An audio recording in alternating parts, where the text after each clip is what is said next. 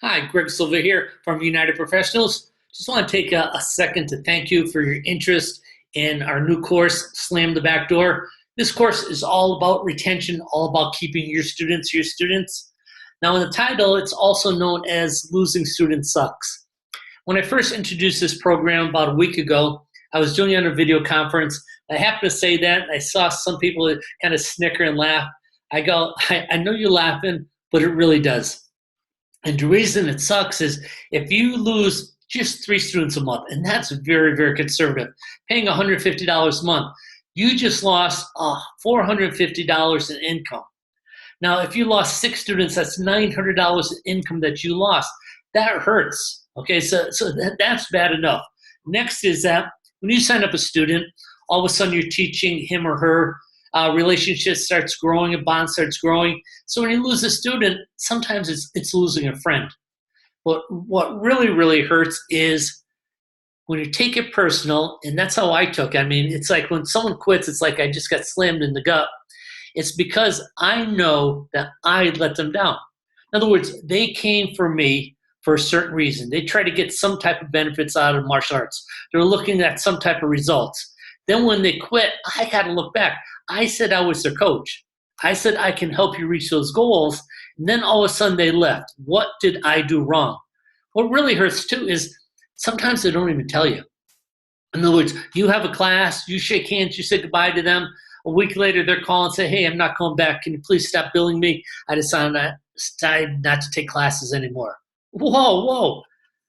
I gave you your last class and you quit. I mean, that hurts. So losing students definitely sucks. We're trying to slam the back door. And the reason this is so important is because a lot of school owners downplay it. They think that they just got stuck and maybe at 200 students, maybe 250 students. I was talking to a client today that he says, I can't seem to get over 300. I go, well, tell me about that. He goes, well, last October, I had 300 students.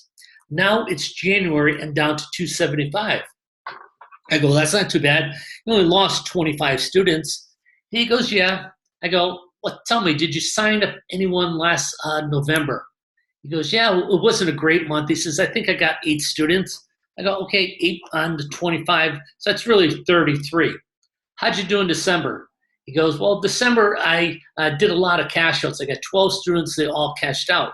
I'll go, okay, so now we had 12 to that. So now we're up to 45. And he goes, yeah, he said, I took attendance last week. Things are looking pretty good. I'm only missing like 15 people after the holidays. I go, whoa, we got to add those 15. So now you're up to 60. So you're thinking you lost 25 students, but you really lost 60 students. So that's 60 out of that 300. I mean, that's a lot. You're losing 20 people per month. I said, well, if that's like 7%, so 7% of 300 is 21, and you're losing 20, so you're right along that 7%. A lot of people think they're a lot less when you really start digging down.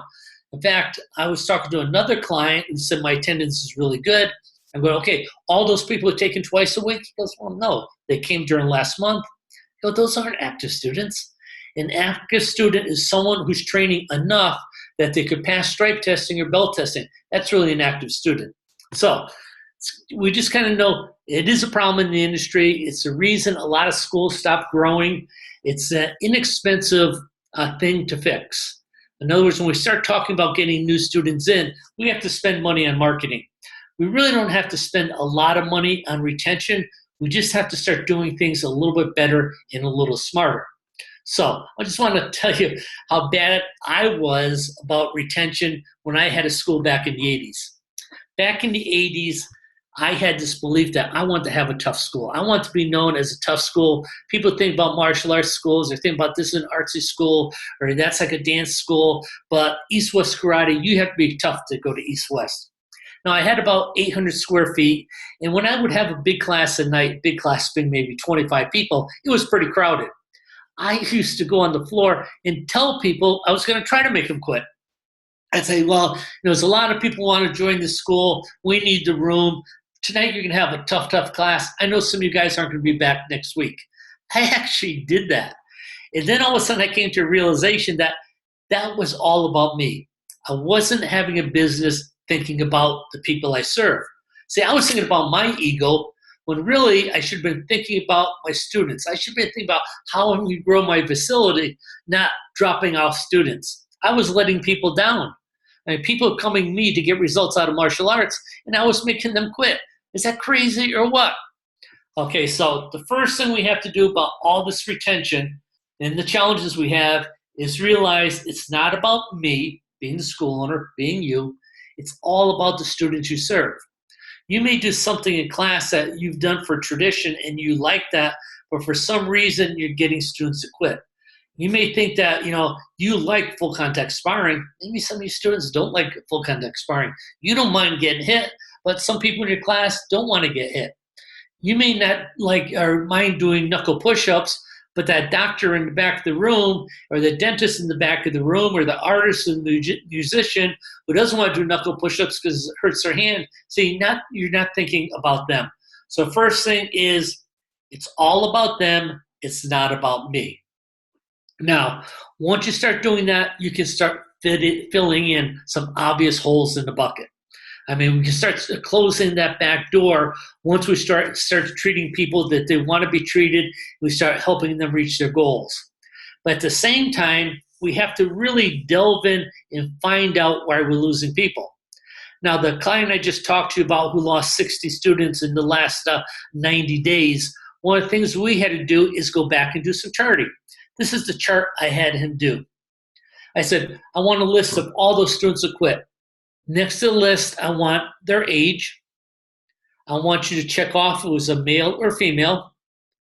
I want you to write in how long they trained, if they're an A, B, or C attitude student. In other words, were they gung-ho about their training or just, I'm pretty excited. What was their personality like?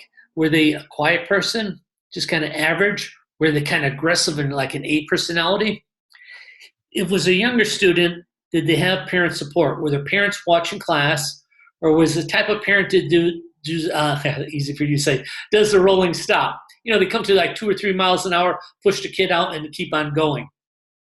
How was their attendance? Were they here once a week, twice a week, 3 times a week? Any type of comments you have on the person. Now, if the person, you say, well, this person had bad back, bad knees, and couldn't concentrate, well, it's a good chance of, they might have quit because of one of those reasons. But there weren't comments, okay, we have to look at what's actually happened. Once we can see all our students, we can start looking for common denominators. Now, one thing I noticed right off the bat, he had lost 10 people, and he said he lost all those 10 people, and they were all on a one-time-a-week program. I go, okay, well, one-time-a-week programs are good for some schools. If people can't afford your regular program, sign up one time a week so they can afford it.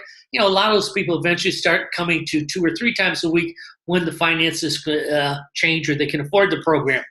I go, what are you doing? And so we started coming down to it, and I found out he wasn't testing them like he was his regular students. So he was doing stripe testing, not belt testing on a regular basis. I go, we have to do that. Everyone needs goals. So we saw what's happening, and then we found out what we can do to change that. Now, this is really kind of obvious things to do, but next we have to go, if I can't see it, then how do I fix it? Then we go into something we call roundtables, and I'll be talking about roundtables next week. But this is when we start finding about our business from the student's point of view. Not our point of view, but the student's point of view. This gives us totally different insight, and there's a lot more holes in the bucket that we can fix. Hey, thanks for spending time with me today. I look forward to hearing from you soon, I hope. And if not, I'm going to send you out a video next week. We're going to talk about these roundtable discussions and see if that can help you farther. Thank you.